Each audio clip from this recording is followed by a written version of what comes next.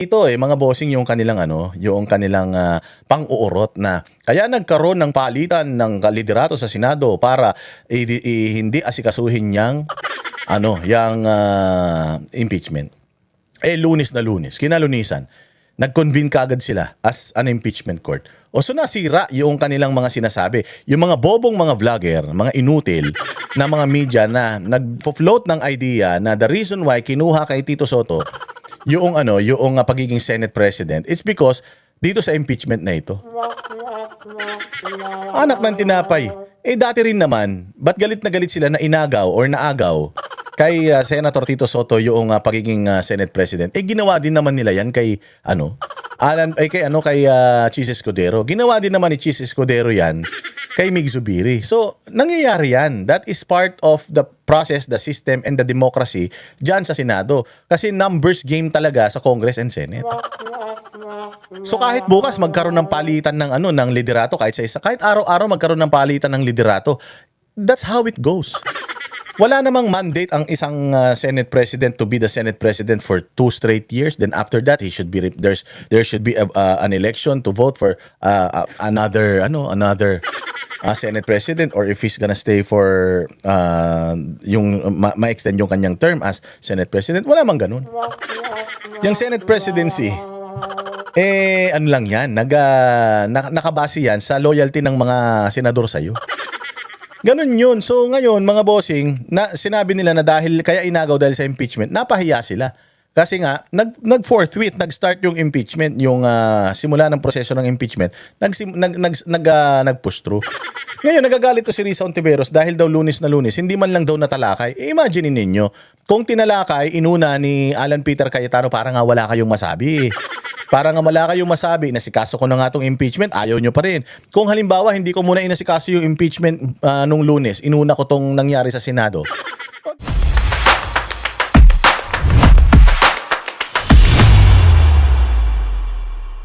Nagmamariwana naman ako doon, di naman ako pwedeng hulihin kasi Amerikano ako . At saka nasa isang state ako na legal lang magmariwana. Bakit nyo ko hulihin dito sa Pilipinas? Kasi nga, kapag nasa Pilipinas ka, kapag ang krimen ginawa mo dito sa Pilipinas, itong Pilipinas ang sa'yo, yung batas sa Pilipinas ang masusunod. Hindi pwedeng yung batas ng ibang bansa. Ngayon sinasabi ninyo ang ICC, isang bansa ba yan? Hindi siya isang bansa, pero international na yan. Hindi branch ng Pilipinas, ng gobyerno ng Pilipinas ang ICC. Tatlo man lang ang branches of government natin, executive, judiciary at saka legislative. Wala namang nakalagay doon na ICC. Ganun po yun. Kung nahuli ka, kung ikaw Pilipino, nandudun ka sa Amerika, gumawa ka ng mali sa Amerika, baliktarin naman natin, gumawa ka ng mali sa Amerika, lilitisin ka ba sa Pilipinas? Hindi. Yung batas sa Amerika kung saan ka nagkasala, doon nila ibabase yung karapatan mo. Sa kaso ni Senator Bato de la Rosa, wala naman siyang arrest warrant galing sa local court. Wala namang kaso na naisampa sa kanya. Ngayon meron siyang kaso sa ibang bansa. Katulad ni Bautista, ni Andy Bautista. Si Andy Bautista nagkaroon ng pagkakasala dito sa Comelec, tumakbo siya sa ibang bansa. Anong ginagawa natin? Pupunta ba yung mga pulis natin para hulihin siya doon? Yung bang mga warrant of arrest niya, pwede ba nating iserve doon? Hindi. Hindi, dadaan ka sa proseso. Makikipag-coordinate ka sa bansa. Halimbawa, nakakulong na siya sa Canada. Makikipag-coordinate ka sa Canada. And then sasabihin mo sa Canada na may kaso yan siya dito, meron man tayong extradition treaty, didinggin ngayon doon sa Canada yung extradition ni Bautista, whether i-extradite pa siya dito or hindi. Ganun po yun. Katulad na nga lang kay Zaldico. Halimbawa si Zaldico, di ba, nahuli nung nakaraan, di umano. Nahuli, na-stop o kung ano man. Na-hold siya doon sa Czech Republic. Naiuwi ba natin dito? Hindi. Kahit na napakarami niyang mga kaso rito, hindi. Bakit? Kasi nga, yung mga kaso niya dito, kaso niya yan dyan . Hindi nyo pwedeng i-impose yung kung ano man ang meron kayong utos dyan. Kung naka-death row na yan, hindi nyo pwedeng i-utos yan dito. Kasi yung tao nandito, dahil nandito siya, yung batas dito, ang karapatan niyang gamitin o exhaust. Tama? Ganun din dyan sa ICC. So yung ICC, bagamat may pagkakasala na o may kaso na si Bato de la Rosa sa kanila at nag-issue sila na kailangan na nilang makuha si Bato para humarap sa kanilang korte, makikipag-coordinate, cooperate dapat ang ICC sa gobyerno ng Pilipinas Hindi lang sa otoridad ha, sa korte. Kasi hindi naman pwedeng si ICC lalapit na lang sa pulis eh. Hindi naman pwedeng yung gobyerno natin lalapit sa pulis para makakuha si Zaldico. Hindi. Dadaan yan sa mga proper channels at may mga proseso yan bawat bansa. So itong ICC warrant ni Bato, maaaring valid ito sa ICC pero hindi siya imposable dito sa Pilipinas kahit na dati tayong membro ng Rome Statute. Kasi nga meron ngang mga batas na even the Rome Statute says na kailangan siguraduhin na dumaan sa tamang proseso at merong intervention or at least man lang na i-coordinate yan sa competent judicial authority. At hindi po competent judicial authority ang ang DOJ. Fiscal lang po sila, hindi po sila korte. So klaro po tayo doon yung TRO, yung interim relief hindi in-issue, hindi binigyan ng payag or hindi pinayagan ng Supreme Court. Pero the case itself, the certiorari, yung kaso mismo na i-file ng kampo ni Bato de la Rosa is yet to be resolved or tinatry pa pong resolbahin.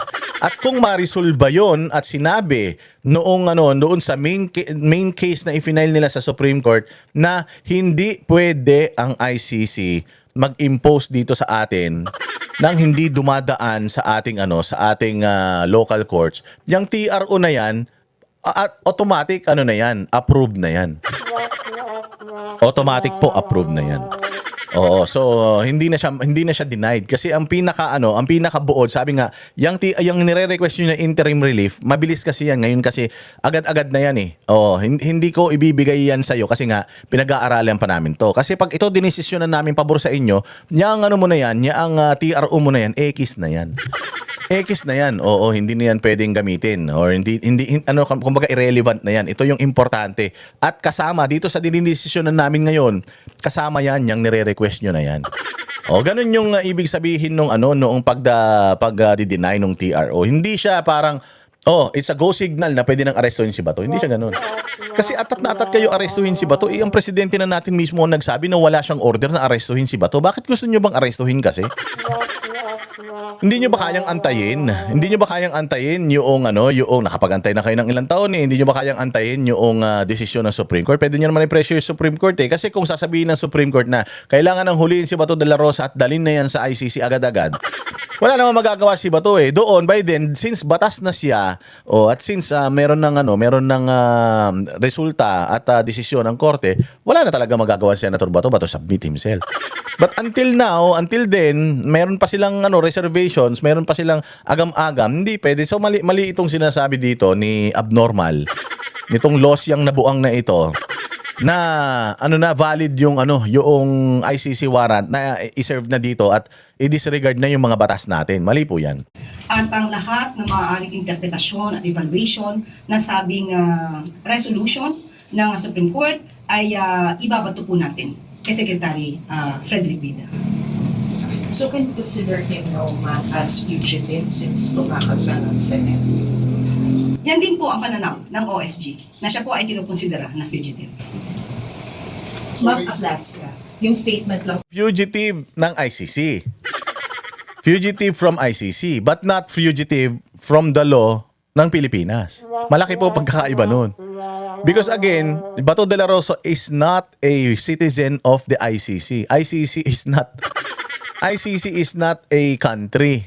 So when you say, halimbawa, ako, Pilipino, may kaso ako dito, tinakbuhan ko, pumunta ako ng Japan. So fugitive from justice ako dito sa Pilipinas, but I'm not a fugitive from justice in Japan because wala akong nilabag na batas doon So ngayon, itong sinasabi mo na fugitive from justice, linawin mo. Fugitive na siya dahil may warrant na ang ICC sa kanya. So fugitive na siya. Actually, hindi pa nga din pwedeng tawaging fugitive Kasi ang masasabi mong fugitive, yung inaresto ka na, tapos tumakas ka, yan ang fugitive. Hindi ka pa na-aresto Kapag hindi ka pa na-aresto, hindi ka pa fugitive niyan.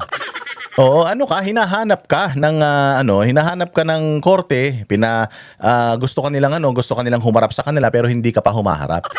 Hindi siya fugitive. Ang fugitive tumakas. Nahuli, tumakas, yan 'yun. Yan ang fugitive.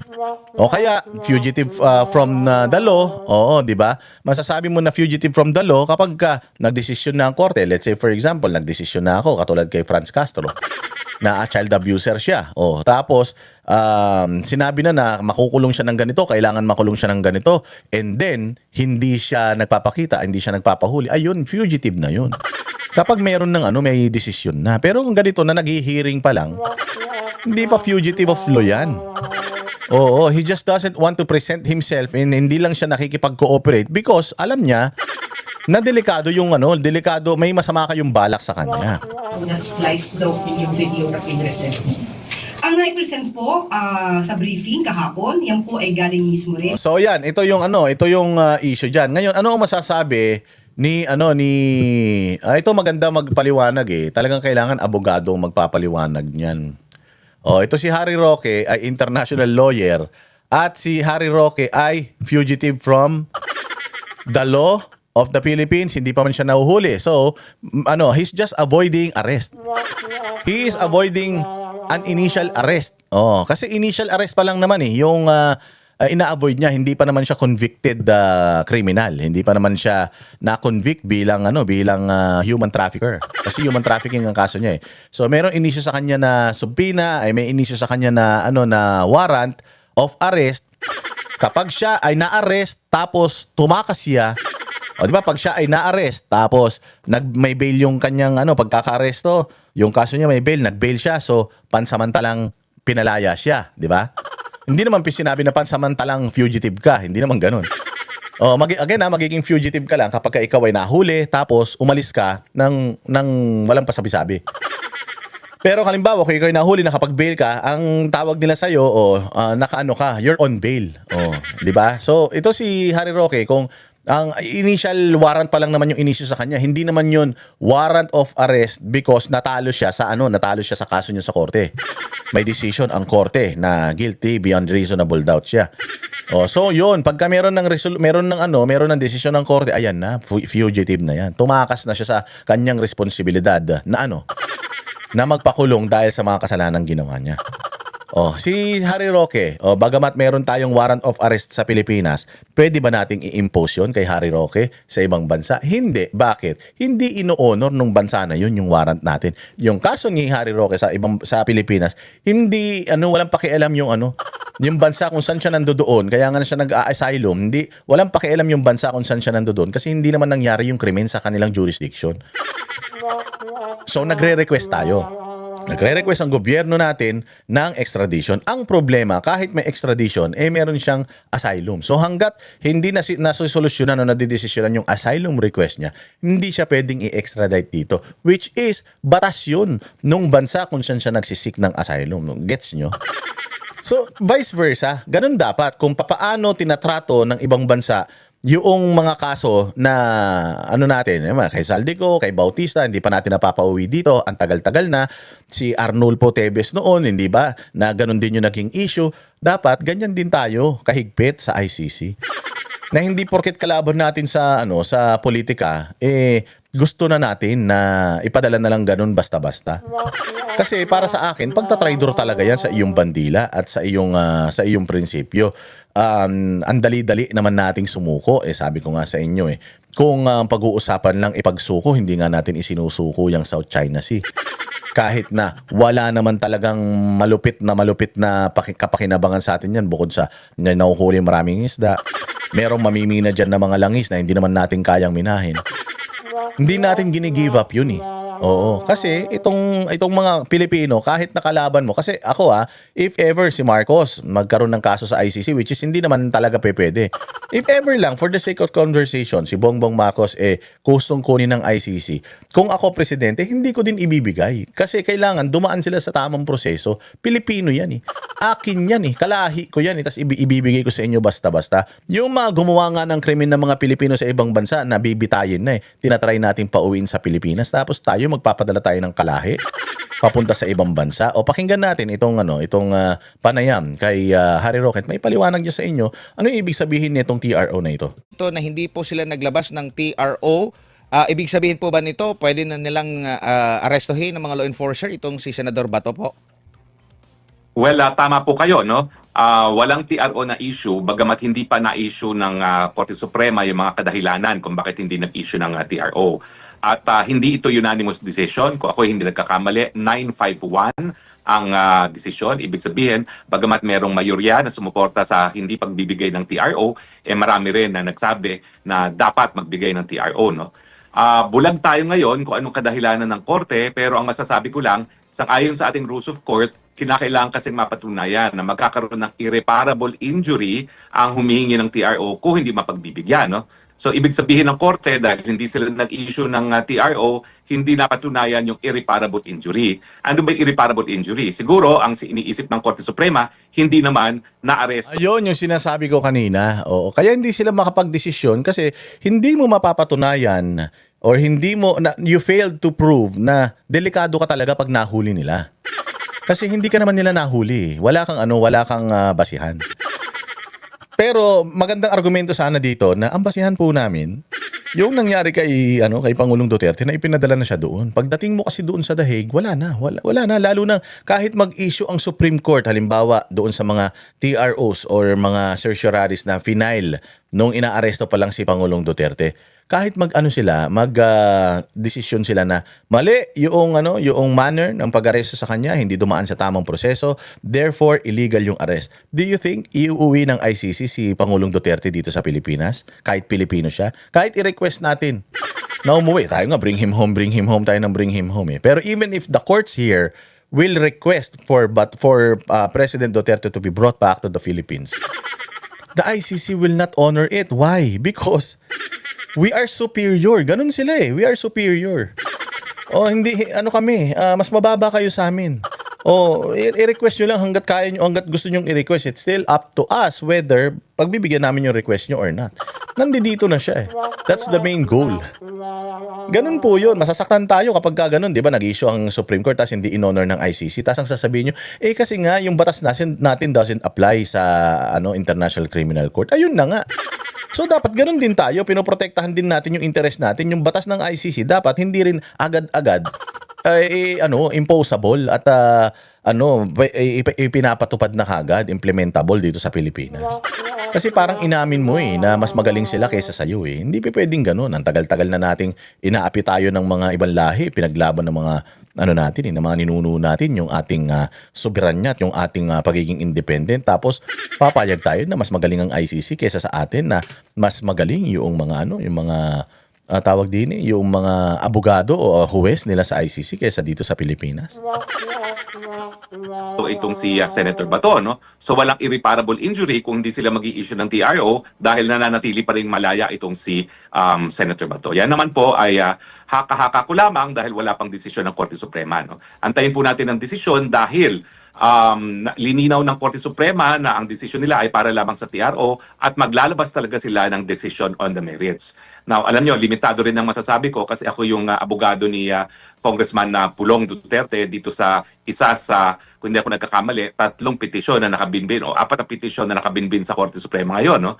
At inaasahan natin na yung desisyon ng Korte mismo ang magbibigay linaw kung talaga bang pwedeng ma-serve ang warrant of arrest na inisyu ng ICC na hindi dumadaan sa lokal na hukuman o yung issue rin na yung bago bang promulgated rules on extradition na ang Korte Suprema mismo ang nag-promulgate ay applicable pagdating sa ICC. Antayin po natin ang desisyon. Ang mensahe ng Korte Suprema, magdidesisyon kami, lahat ng partido, antayin ang desisyon. Opo, meron kasi doon sa huli, dalawa kasi itong press release nila, merong Tagalog at English, no? Sa Tagalog, para madaling maintindihan natin mga kababayan. Merong mga kataga dito na sinabi ang Korte Suprema, ang buong resolusyon at mga separate concurring o magkahiwalay na sumasang-ayon at dissenting opinion o hindi sumasang-ayon ayon sa opinion ng mga miyembro ng Korte Suprema ay upload nga sa website. Ang interim relief o pansamantalang lunas lang ang napagpasyahan ng Korte Suprema. Re-resolbahin pa ang mga pangunahing issue na inihain ng mga partido sa kanilang mga pleading at motion o mismong pangunahing kaso po, attorney. Well, para nga maintindihan niya ng lahat, no, kasama na ang mga alagad ng batas, lininaw ng Korte Suprema, magdedesisyon sila sa kasong ito. They have taken cognizance of this case at ang inaasahan ng Korte Suprema para manatili ang kapayapaan, lahat ng partido ay mag-antay sa kanyang desisyon. Kasi kung talagang sasabihin ng Korte Suprema na hindi nila aaktuhan itong kasong ito, walang ganyang kulitilya. Nare-resolbahin talaga ng hukuman on the merits yung mga issues. At ang mga issues nga ay unang-una, kaya bang i-serve dito ang warrant of arrest ng ICC na hindi dumadaan sa lokal na hukuman? Oh, yun yung mga main na issue eh. Kaya ba, pwede ba? O kasi kapag in-issue ng Supreme Court yung TRO nila Bato de la Rosa, kapag inagrihan nila, parang nawalan na ng kwenta yung unang kaso, yung main na request nila or yung main na inirereklamo nila. O kasi yun lang naman ang gusto ng kampo ni Bato de la Rosa na hindi siya maaresto eh. Oh, so parang inano na nila. Oh, dahil ongoing pa tong main case at kasama naman dito sa main case pag nadesisyonan ito, yaang TRO ninyo, i-ekis na natin 'yan. Mag-focus na lang tayo dito sa main case. Ito ang nire-resolbahan namin ngayon, ganun 'yun. So hindi ibig sabihin nun parang pinalalabas ng Malacanang at ng mga otoridad nagdesisyon na ang Korte Suprema, pwede na siyang arestuhin. Hindi 'yun ganun. Meron pa ring nakabinbin na main case. Yung temporary relief lang yung kanilang dinesisyonan, dininay nila 'yon, but the main case na i-file nila Attorney Torion, it's still ongoing at yet to be resolved, sabi nga. At pangalawa, kung yung recently promulgated rules on extradition na Korte Suprema mismo ang nag-promulgate ay applicable sa ICC o applicable lamang kapag mga bansang dayuhan ang nagre-request ng extradition ng isang Pilipino. Opo, so yet to be seen pa po ito. So dapat standby lang din yung mga sinasabing atat na mag-aresto dito. Kay Yun. Ngayon, ikaw kasi ganito yan Ano bang mawawala sa'yo bilang isang bansa? Ano bang mawawala sa'yo kung aantayin mo yung desisyon ng Korte Suprema? Bakit mo kailangang ipadala na kagad doon yung tao? Yung kay Pangulong Duterte nga, tingnan nyo yung kay Pangulong Duterte ang tagal na, 1 taon mahigit na, ni hindi pa nagsisimula yung trial. Nandoon naman na yung main character, nandoon naman na si Pangulong Duterte. Kung totoo naman na kailangan siyang ipadala dun sa dahig para humarap sa dahig, kaya naman nating gawin yun. I-delay lang natin ng konti, bibigyan lang natin ng konting courtesy yung tao na ipapadala natin doon. Bibigyan lang natin siya ng kumbaga parang ng proseso. May kaso ka sa ICC. Gusto ka nilang arestuhin. Pwede ka naman namin ipadala. Pwede naman na. Kaya lang Pilipino ka Pilipino din ako 'di ba? So ang gawin natin, yung karapatan mo, which is sinasabi ng batas na dalhin dito sa ganito, ididalhin natin dito. Kung gaano man katagal, that's part of the process. Hindi naman pwedeng basta-basta na lang magdesisyon yung korte dahil buhay man ng tao yan. Hindi ba? Ngayon sasabihin nyo, bakit? Madidelay na naman yan. Justice delayed is justice denied. Hindi po. That's the process. Ganun po talaga yun. So ako, may kaso ka na doon, ipapadala kita doon kapag ka-okay na ang lahat. Bakit kailangang ipadala na kita doon ngayon tapos saka na lang natin pagtalunan? Kung tama ka bang ipadala doon, maling-mali po yun. Tayo bilang isang Pilipino, hindi man tayo mga matalinong tao, pero para sa akin, maling-mali po yun. Kailangan, dumaan tayo sa tamang proseso. Hindi naman sinasabi ni Bato de la Rosa na, hindi ako magsasubmit dyan. Sinabi nga ni Bato de la Rosa na, since ang ICC is there and is there for a reason, may purpose siya, so nandito man ako sa Pilipinas, dito man nangyari yung krimen, gusto ko nga sana dito kayo magsampa, pero kung ayaw nyo dito magsampa, di ko naman kayo mapipilit. Mas gusto ko ngayon, wala akong kaso dito sa Pilipinas. Pero sana, pabayaan natin na yung mga korte ang mag-interpret, mag-intervene at magsabi, mag-utos kung ikaw ba ay dapat na ipadala doon o hindi. Ngayon, siguro kung mag-uutos naman ng korte, halimbawa ang Korte Suprema, nagsabi ng Korte Suprema na kailangan padaanin yan sa local judicial authority. Tapos, hindi natin sinunod, pinadala natin si Bato de la Rosa doon. Di lahat ng mga lumabag, makukulong yan for not adhering to kung ano man yung batas na ininterpret ng Korte Suprema. Now, kung sinabi naman ng Korte Suprema na okay na, pwede niyo na siyang dalhin doon. Hindi na kailangan dumaan dito dahil korte man yung ICC, may investigasyon naman ng ICC, so redundant kung mag-iimbestiga pa tayo dito. Sige na, ipadala nyo na doon. Kapag may ganun, wala magagawa si Bato talaga. Miski tayo, wala tayong magagawa kasi yun ang utos Ngayon kapag hindi na ngayon si Bato de la Rosa, hindi na siya nagpakita after ng utos na yan ng Supreme Court, ayan na, fugitive na siya. Kasi hindi na lang, dahil nga may utos ng Supreme Court, hindi na lang siya liable or fugitive doon sa ICC, kundi dito na rin sa Pilipinas dahil doon sa resolusyon ng Supreme Court. Ano ba mahirap intindihin doon? Ako nga, normal na tao lang ako fake news peddler ako, pero naiintindihan ko yung mga bagay na yun. Kaya naman nating antayin Antayin muna natin para alam natin na malinis kasi ang isang bagay na minamadali, often tayong nagkakamali. Ganun talaga yun. Katulad kay Pangulong Duterte, masyado nating minadali. Ipinapaliwanag naman ni Pangulong Duterte yung mga karapatan niya. Masyado pa rin nating minamadali. Ano nangyari yun? Di ba nagkaroon ng gulo rito sa Pilipinas? Nagkaroon ng sobrang division dito sa Pilipinas. Gusto pa ba natin na maulit yun sa isa pang citizen? Kung nagkamali na tayo doon sa sa pagpapadala kay Pangulong Duterte, doon 1 taon mahigit na, hindi pa nagsisimula yung kanyang hearing. Hanggang ngayon, nasa confirmation of charges pa lang din. Hindi ba? Imagine ninyo yung na yan. Sabi nga nila, yung isang araw mo lang na ikulong ang isang tao na walang kasalanan, napakalaking kasalanan na yan Pwede ka nga magpakawala ng 10 kriminal, wag ka lang magkulong ng isang taong wala pang kasalanan. Kasi presumption of innocence A person is innocent until proven otherwise or until proven guilty. So, ito si Senator Bato de la Rosa is still innocent. Tapos, ang pinakamasaklap nito, yung gobyerno natin, taing-tae. Mantakin mo yung ICC, meron sila dun sa Rome Statute na, ang tawag dito, article doon sa Rome Statute na sinasabi nila mismo sa mismong batas nila na kailangan dumaan sa local and competent judicial authority. Tapos hindi tayo sumusunod. Gusto natin padala na kagad sa kanila para tapos na problema natin. Ganun ba yun? Wala na magtatrabaho na matino sa Pilipinas niyan. Mantakin mo si Senator Bato de la Rosa, ginawa lang niya yung nararapat. Talagang in-enforce niya yung peace and order. Pinatindi niya yung mga yung paglaban sa droga. So, sino pang gagawa niya na kapag pala nilabanan mo yung droga, pwede kang makulong? Kaya nga sabi ng mga international commentators, sabi nila, kailan pa naging bawal sa isang presidente na hulihin niya yung mga adik sa bansa niya? Kailan pa naging bawal sa isang presidente na ipagtanggol niya yung sarili niya at mapatay niya yung tao na gustong pumatay sa kanya? Hindi ba si Donald Trump nga Amerika, saan siya nagigera? Sumutulong siya sa gera sa ibang mga bansa. Ayun pa kaya kung dito sa Pilipinas, hindi ba?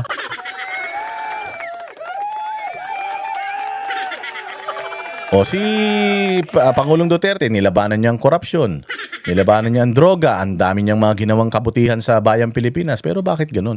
Bakit parang lumalabas, siya pa yung pinakulong? So ganun na ba talaga?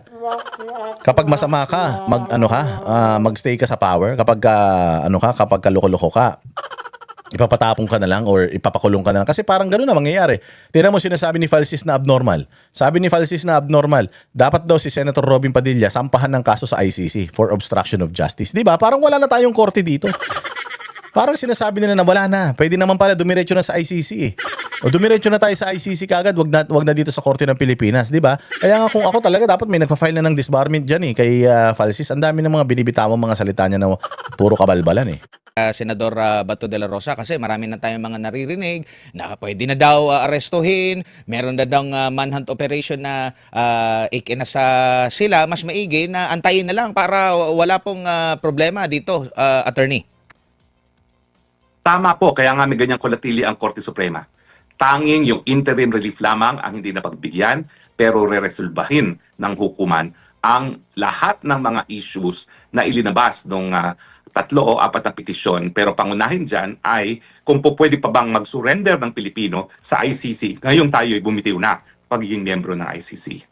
Opo. Ano po masasabi niyo naman po dito sa inilabas na resulta ng investigasyon po ng otoridad sa nangyari pong putukan dyan po sa Senado, attorney? Well, ang maganda dyan, kahit Ito maganda to sa putukan, Magaling to si Harry Roque sa putukan Balikan natin yung kanyang opinion patungkol sa putukan. Pumunta muna tayo doon sa issue ng iyakan kahapon sa Senado. Ayan, kasi kahapon babalikan natin yan mamaya patungkol dito kasi may mga report na ngayon dito si Risa Ontiveros nag-privilege speech siya at sinabi nga niya na parang walang nangyari, parang business as usual lang. Na parang ang dating kay sa mga nasa Senado nung nagkaputukan, they're still highly emotional. Maaring business as usual because napakaraming problema naman talaga ng Pilipinas eh. Napakagaling nga ni Alan Peter Cayetano eh. Kasi imagine ninyo o sasabihin nito ni Risa Ontiveros na parang walang nangyari pagdating ng Lunes, business as usual kagad. Akala ko ba gusto nyo forthwith?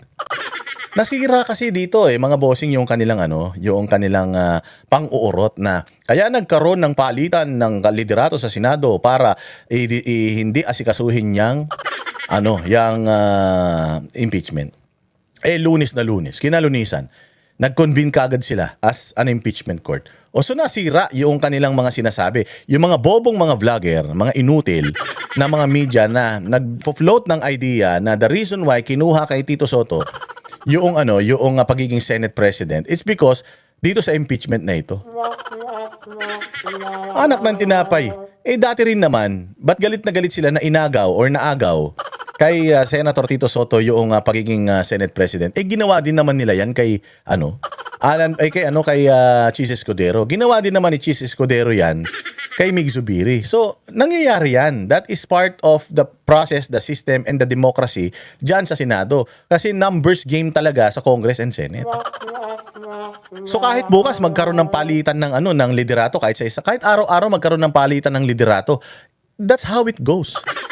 Wala namang mandate ang isang Senate President to be the Senate President for 2 straight years. Then after that, there should be an election to vote for another Senate President, or if he's gonna stay for ma-extend yung kanyang term as Senate President. Wala mang ganun.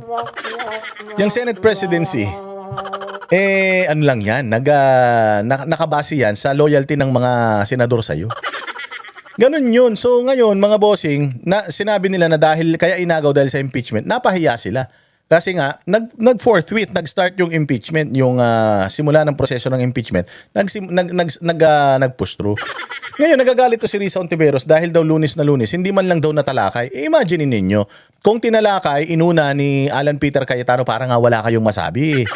Parang nga wala kayong masabi, inasikaso ko na nga itong impeachment, ayaw nyo pa rin. Kung halimbawa, hindi ko muna inasikaso yung impeachment nung Lunes, inuna ko tong nangyari sa Senado.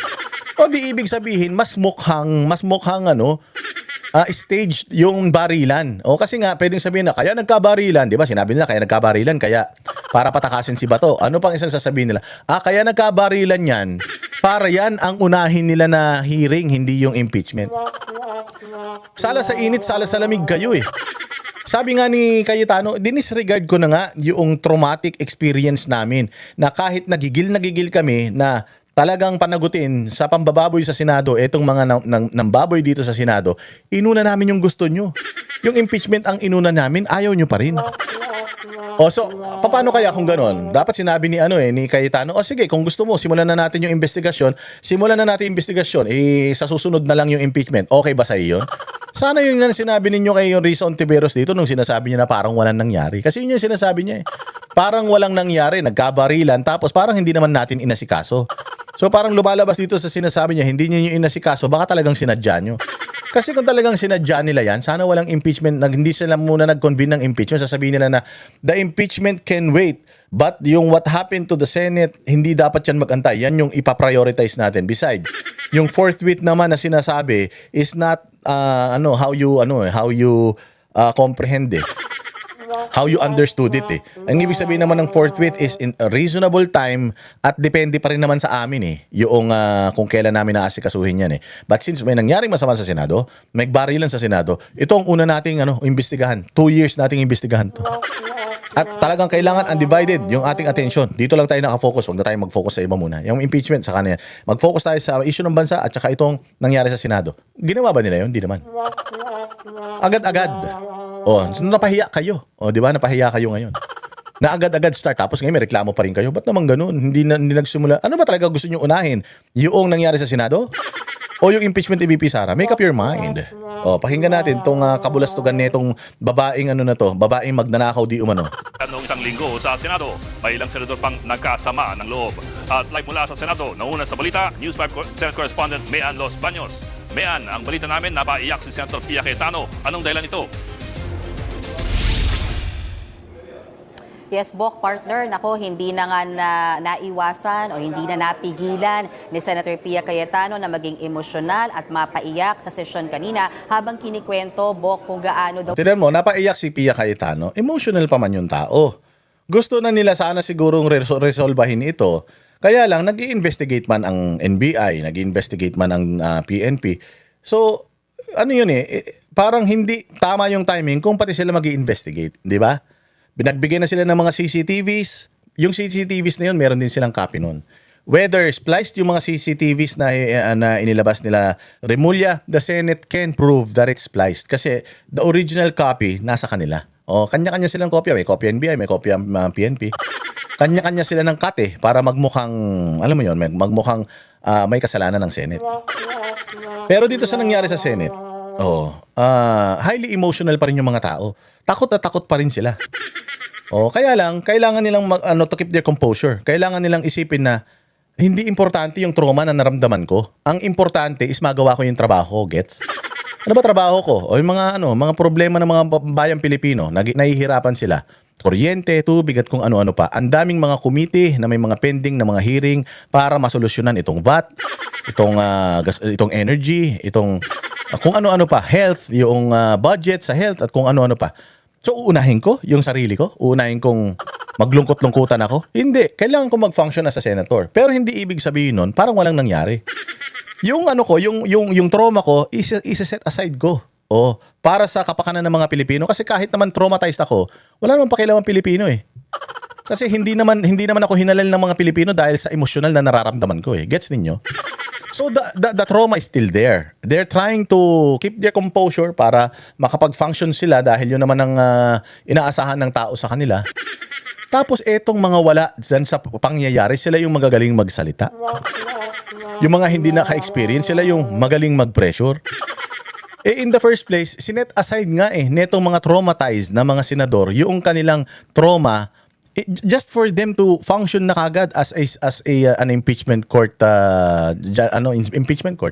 impeachment judges. Inasikaso na nga nila yun Kung ako lang yan, gusto ko rin unahin na natin to. Putya, munti kami mamatay dito. Ilang bala yung pinakawalan dyan sa barilan na yan So dapat unahin namin yan. Pero iset aside natin yung personal kasi personal yan Iset aside na natin yung personal. Magtrabaho na tayo para sa bayan muna. Kasi ang pangit na parang nasaktan ako. Unahin natin yung kapakanan ko. Hindi. Unahin natin kapakanan ng tao. Impeachment. Kasi sabi nyo for accountability and transparency.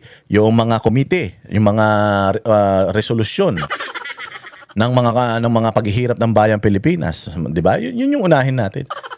Mali naman na sabihin na kaya naging emosyonal si Pia Cayetano. Pinagtatawanan si Pia Cayetano ni Corina Sanchez Bakit daw umiyak? Putangin na ninyo kung kayo nandiyan dyan. Tapos meron pa sinasabi si Ping Lacson. Ito pa yung sinasabi ni Ping Lacson. Ano muna natin saglit dyan. Pakita lang natin to. Ito yung sinasabi ni Ping Lacson. Kasi daw umiyak siya doon, hindi man lang daw sila kinamusta. Sabi, paano mo ba naman kakamustahin ng mga masasayang nagkakainan, nagkakape at nag-FB live pa para pagbintangan ng minority black? So gumaganti ka. So ibig sabihin, nanonood ka sa mga Facebook live nila, tinitingnan mo yung mga kung ano nang ginagawa nila after nung putukan. Disappointed ka ba na walang namatay sa kanila? Kasi how simple it is. You're all colleagues there. You're a family, you're one house. You're only 24. May nangyaring putukan. The first thing na nung nangyari yung putukan na yan, I was dining out with my family. Nagda-dinner kami nun. Tinigil ko yung dinner umalis ako sa dinner to check kung ano nangyayari sa Senate Ikaw bilang mga colleagues mo nandoon habang nagkakaputukan, ikaw safe ka sa bulletproof na sasakyan mo. You will definitely ask them, "Uy, how are you? How are you guys?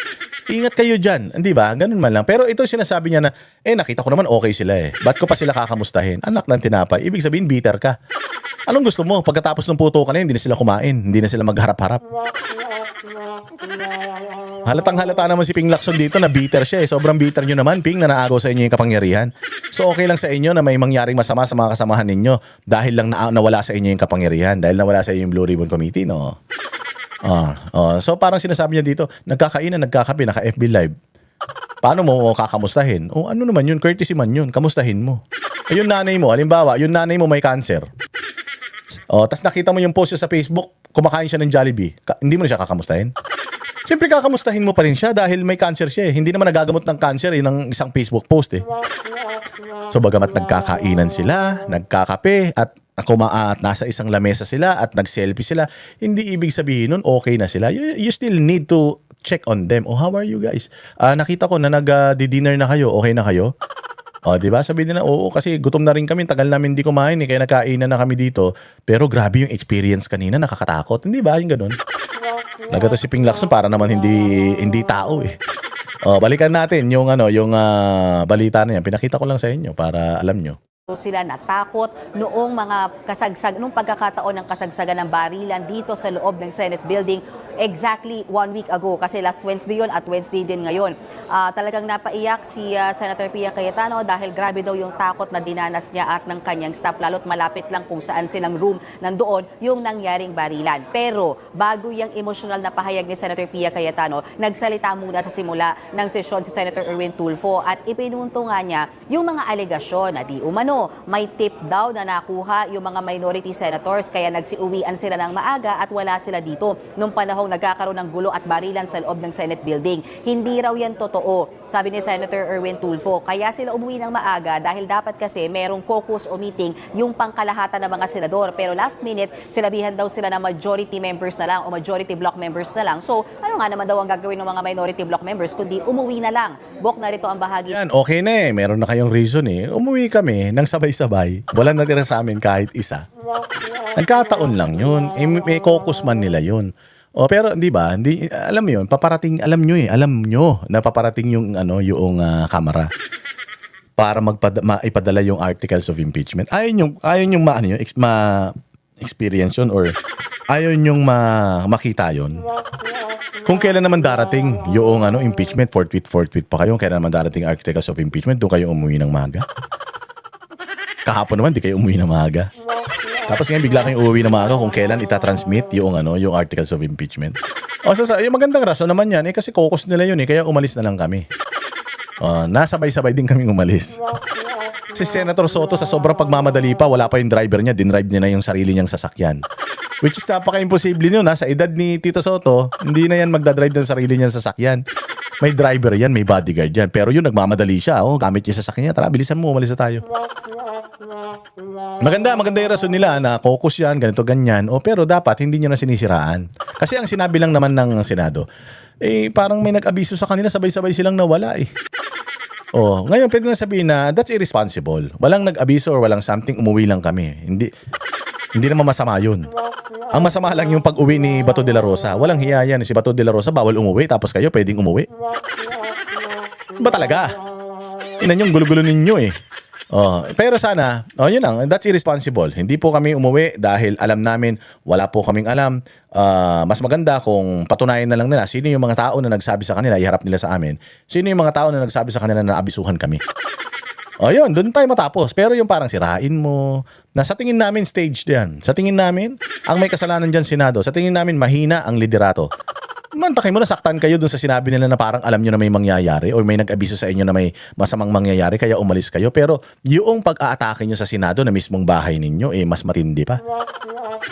Ang pinakamasaklap, yung pinagkatiwalaan yung gwardya sa bahay ninyo, pinigilan niya yung mga tarantado pumasok sa bahay ninyo. Napigilan niya actually, congratulations, aplas ka.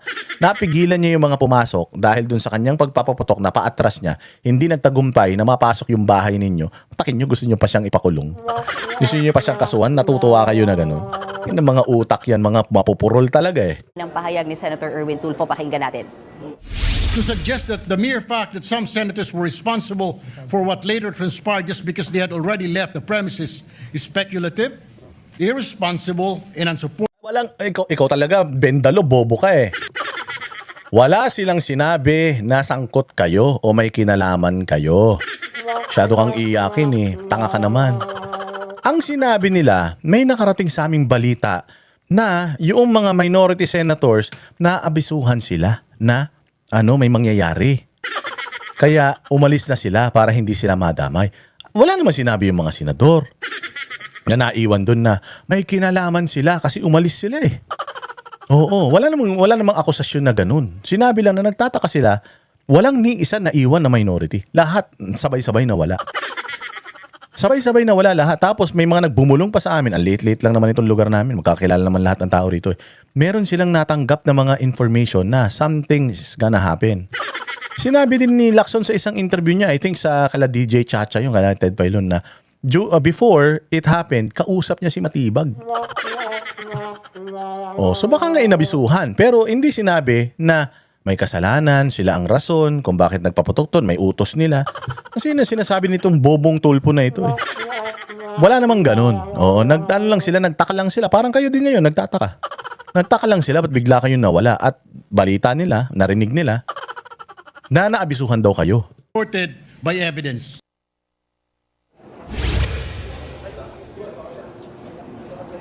Bok, nagsalita rin si Senator Risa Hontiveros at sinabi nga niya na sobrang pambabastos naman sa institusyon ng Senado yung nangyaring nagkaroon ng kasahan at Sobrang pambabastos talaga. Dapat nga sa pambabastos dyan sa Senado, you're one with the Senate. Sino ba yung umatake sa Senate? NBI. Sino ba yung nagpaputok toward Senate? NBI. Sino ba yung una palang araw nanggugulo na dyan sa Senate, naghahabol ng mga senador? NBI. So dapat, ang kino-call out mo dito, NBI, hindi yung mga kasamahan mong senador. Kasi yung mga kasamahan mong senador, pumunta sila dyan para magtrabaho bilang senado.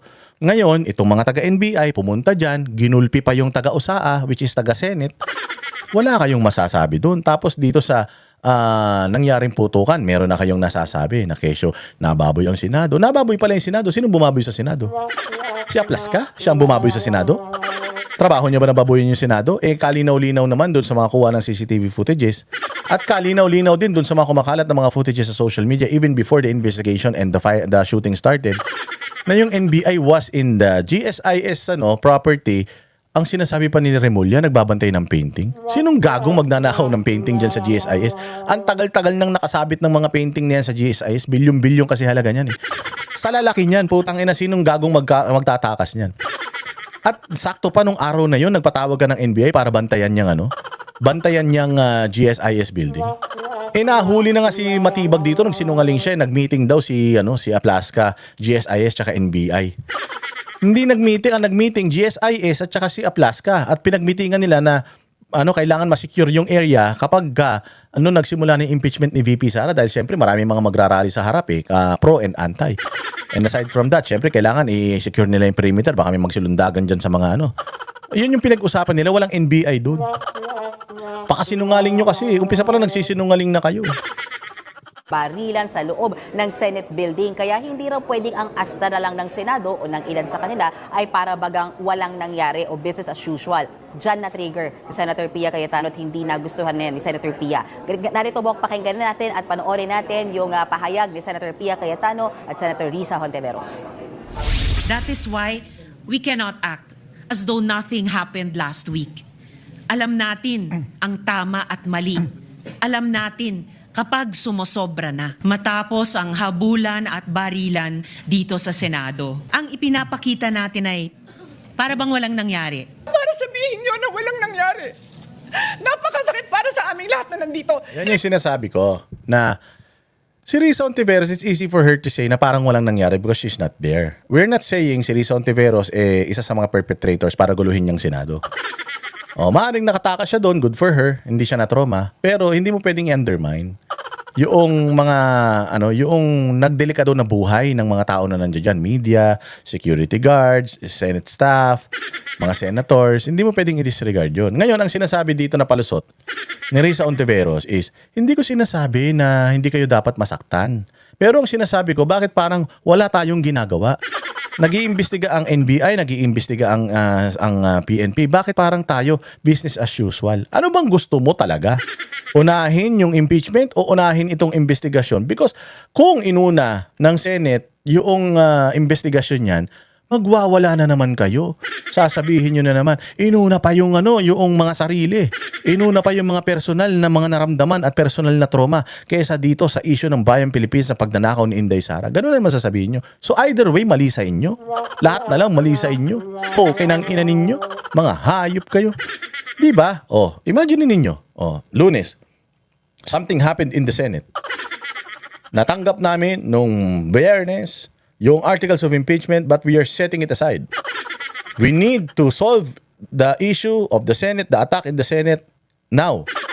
Let us convene as an investigation, let us start investigating and let us start subpoenaing people which are involved in this siege. And then, palabasin natin kung sino talagang may kasalanan. Imagine mo kung gano'n sinabi niya. Ano sasabihin ng mga makakaliwa? Baka rally-rally na naman. Tanggalin si Cayetano. Dinidelay niya. Sinadya nila yung putukan dyan para ma-delay yung impeachment. Inuna na nga yung impeachment. Inuna na nga yung atat na atat kayo na impeachment. Tapos mali pa rin sila. Kaya ngayon sinasabi dito ni Cayetano, masama loob ko eh. Muntik akong mamatay eh. Tapos, isinantabi ko yun eh. Inuna natin yung panunumpa bilang mga impeachment judges eh. Tapos may masasabi pa rin kayo. Sasabihin nyo pa na parang walang nangyari. O ngayon, kung ako kay Cayetano gano'n, Senator Rizon Tiveros, yan lang naman pala gusto mo eh. Di isantabi na muna natin yung impeachment. Unahin natin to. Di ba? Okay ba yun? Nakukuha ko ba yung ano mo? Yung gusto mong sabihin? Kasi pwede mo naman sabihin dito eh, Rizon Tiveros, sa iyong speech. Hindi yung sasabihin mo na, parang walang nangyari. Pwede mo naman sabihin na kapag-convene na tayo bilang impeachment court judges, at hindi maganda itong nangyari sa Senate na ito kasi pangit tingnan, magsimula na tayo ng investigasyon. I call for an investigation dito sa mga nangyaring ito. Hindi yung magdideclamation ka dyan, kara mo si Ms. Charo Santos ka. Na nasira ang reputasyon ng ang matapos ang halub-habulan ng ganito ganyan, magbigay ka na kaagad ng iyong gustong mangyari solusyon.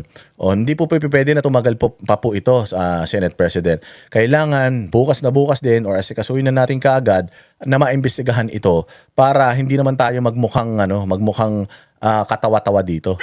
Kasi ang sagrado ang Senado, ang institusyon ng Senado, at hindi pwede na ganun-ganunin lang. Bagamat napaka-importante rin ng impeachment na yan, palagay ko mas kailangan unahin natin itong investigasyon na ito. Kasi yun ang sinabi ni yun ang sinabi ni Cayetano sa kanya ni Alan Peter Cayetano. Sabi ni Alan Peter Cayetano sa kanya, Madam, may investigasyon ang NBI, may investigasyon ng PNP. So pabayaan muna natin sila. Kasi kaya din naman natin gumawa ng sarili nating investigation, but since they're investigating already and I trust yung kanilang investigation, kung mali yung lalabas sa kanilang investigation, and then saka tayong mga yun magkakandak kung may reservations tayo doon sa kanilang mga pronouncement o yung kanilang mga initial report, saka tayo ngayon maglalabas ng sa atin, sasagot tayo. Siyempre hindi naman pwedeng tayo na ngayon inabuso, tayo pa yung may kasalanan. Doon tayo ngayon magtatayo ng ganyan. So pinabayaan muna natin yung proseso. Sila muna, and then titingnan natin kung ano yung report nila. Saka tayo gagalaw. Hindi pa pwedeng dahil nasaktan ako. Hindi pa pwedeng dahil na trauma ako. Hindi na ako nakauwi. Uunahin ko na yan. Hindi pa pwedeng ganun kasi mas may importanteng bagay dyan. Ano yun? Impeachment. Unang-una sa lahat. Sabi niyo, importante yan. Yung pagre-resolba ng mga pending na mga hearing dahil sa politika. Pwede mo naman diretsuhin na ganun. Mag-imbestiga na tayo, Senator. Mag-imbestiga na tayo. Hindi yung kung ano-ano pang paiyak-iyak. Kaya umiiyak si Pia Cayetano dahil nakakaiyak yung speech mo eh. I didn't even hear any of you say, kamusta na kayo dyan?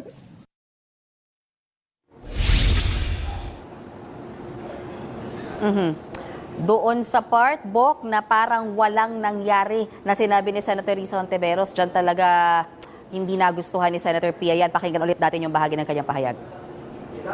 Para sa amin na nandito, napakaraming nangyari. Takot na takot po ako na kailangan ko na magpaalam sa mga anak ko. Pero kung wala ho kayo dito, huwag niyong questionin yung mga nangyari sa mga nandito. Dahil nandito kami, you have your own story, I respect that. But please respect my own story. Mayan, ano naman sagot ni SP Alan Peter Cayetano dito? Bok, yung kanina kasi, parang manifestation lang dapat yung kay Senator Erwin Tulfo. Tapos, sinuportahan ni Senator Rizon Tiveros. Tapos, tatayo dapat si Senator Rodante Marcoleta para i-interpellate o i-debate si Senator Rizon Tiveros tungkol dun sa laman ng kanyang speech. Pero, Bok, nakiusap si Senate President Alan Cayetano na baka pwedeng wag ngayon gawin ito kasi... Diba? Ang galing-galingan ni Cayetano eh. Ayaw niya mag-away-away sila ngayon. Ang dami nating trabaho eh. Sa akin tol, isa ako sa Banateros Vloggers tol eh. Oo nga, isa sa mga Banateros vloggers. Kasi di ba Banateros Brothers, kami yon. Sila Banateros Vloggers. Yan, alam nyo na kasi fake news daw ako eh. May nag-comment kasi sa video natin tol, fake news daw ako. AI lang yung kasama mo, hindi yan si Jay Guevara, sabi nga nun. Yan kitang-kita nyo yun Yan ang Banateros, walang inuurungan. Pag tama palakpakan, pag mali ay babanatan. Yan ang Banateros, boses ng ordinaryong Pilipino. Banateros ay walang makakaawan, walang Banateros